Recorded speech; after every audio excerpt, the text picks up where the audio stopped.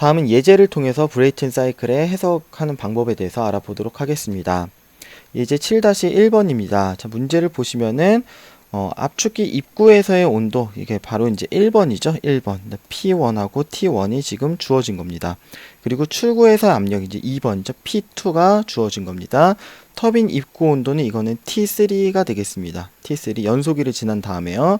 자, 그리고 이론 열 효율하고 1kg 질량 유량에 대해서 공급 열량, 이제 Q를 이야기하는 거죠. 그리고 참 1W를 구하시오라고 했습니다.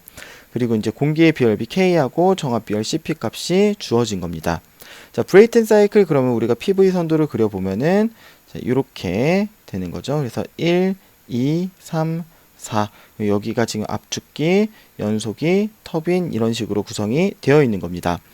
자, 지금 보시면은 먼저 T2를 구해줘야 될 것 같은데요. T2는 지금 단열 과정, 1, 2번 과정이 단열 과정이기 때문에 단열 과정에서의 공식 이렇게 써줬습니다. P1은 1, P2는 24kg 중/per 제곱센티미터라고 했기 때문에 자, 이렇게 써주시면 되고, 자, K에다가는 1.4를 대입을 해주시면 되겠죠.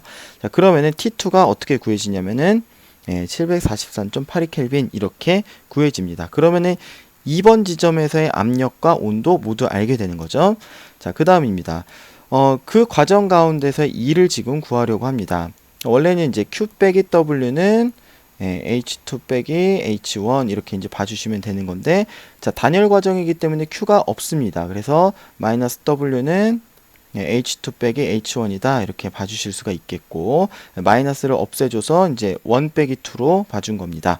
자, 그리고 엔탈피는 우리가 CP 그리고 델타 T 이렇게 봐줄 수가 있는 거죠. 그래서 여기에 각각의 값을 대입을 해주시면은 마이너스 106.52kcal/s가 계산이 됩니다. 여기에서 이제 마이너스라고 하는 것은 압축기를 통해서 이 작동 유체로 일을 해줬다라고 하는 게 되겠죠. 그래서 시간당 1, 2번 과정에서의 시간당 1은 이제 마이너스 106.52kcal/s 이렇게 된다라고 하는 겁니다. 자, 2, 3번 과정 이제 정압 가열이죠. 정압 가열이기 때문에 Q는 CMT 이렇게 써준 거죠. CP를 사용을 해줬고요.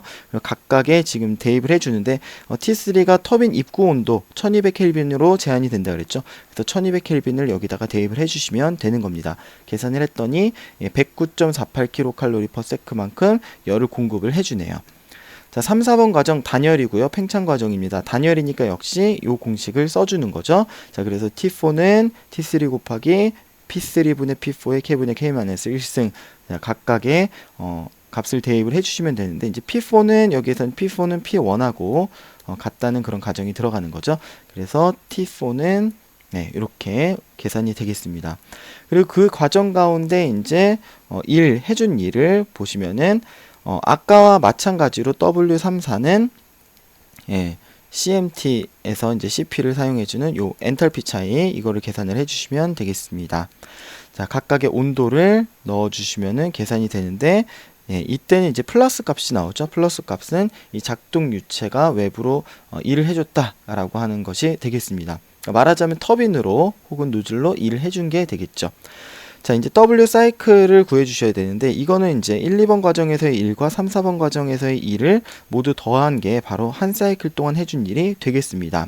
그래서 이 값을 더해주시면은 플러스 65.33kcal/s만큼이 나오는데요. 이게 한 사이클 동안 우리가 이 기관으로부터 얻을 수 있는 일의 양이 되겠습니다. 자, 그래서 우리가 효율을 구해보시면은 Q인 바로 2, 3번 과정에서의 그 열량 있죠. 109.48로 우리가 구한 거요. 그리고 한 사이클 동안 해준 일 이렇게 이제 계산을 해주시면은 59.67%가 나오고요. 그리고 우리가 이전에 그 브레이튼 사이클에서의 열 효율은 이제 이렇게 구해준다 그랬습니다. 감마 P는 이거는 이제 압축비라고 해서 압력비라고 해서 이제 P1분의 P2가 되겠고요. 24 값이 되겠죠.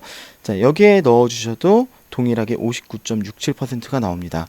이거는요, 정확하게 계산을 하면 뒤에 유효 숫자를 아무리 늘려도요, 유효 숫자가 정확하게 이 두 값이 일치를 하게 됩니다. 이론적으로 같은 값이 나오게 되는 겁니다. 이렇게 해서 열 효율까지 구해봤습니다.